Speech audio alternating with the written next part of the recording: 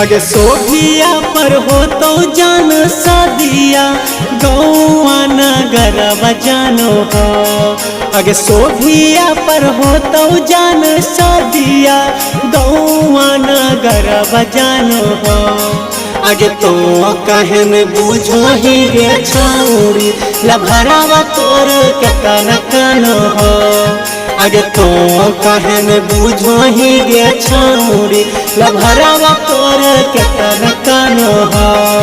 अगे सोभिया पर हो तो जान सदिया गौआ नगर बजानो हो। अगे सोभिया पर हो तो जान सदिया गौआ नगर बजानो हो। अगे तो कहन बुझो ही गे छौरी लभरावा तोर केतन कानो हो। अगे तो कहन बुझो ही गे छौरी लभरावा तोर केतन कानो हो।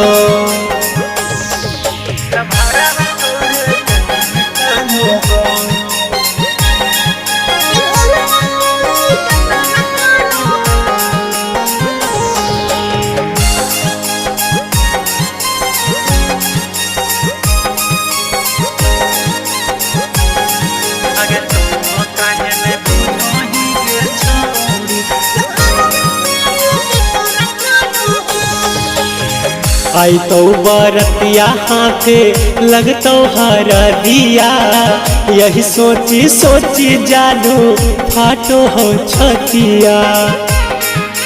हे गे आई तो बरतिया हाथे लगतो हरदिया यही सोची सोची जानू फाटो हो छतिया।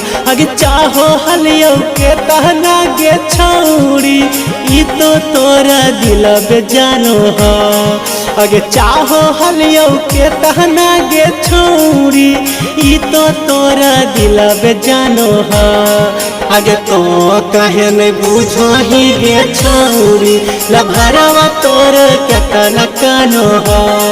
अगे तो कहन बुझो ही गे छौरी लभरावा तोर केतन कानो हो।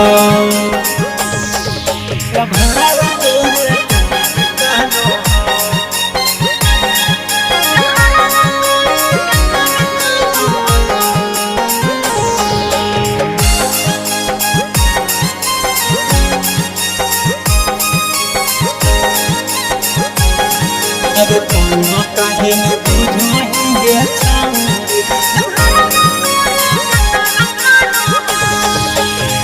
होते बियाहवा जानू जमी ससुरारिया चंद बजरंगी के जिंदगी में घोरी के जहरिया।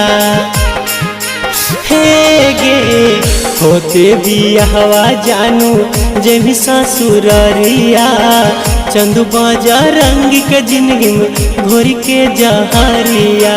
बन के जैमी पियावा घर दुल्हनिया ई तो तोर भतर जानो हो। आगे बन के जैमी पियावा घर दुल्हनिया ई तो तोर भतर जानो हो। आगे तो कहन बुझो ही गे छौरी लभरावा तोर केतन कानो हो। आगे तो कहन बुझो ही गे छौरी लभरावा तोर केतन कानो हो।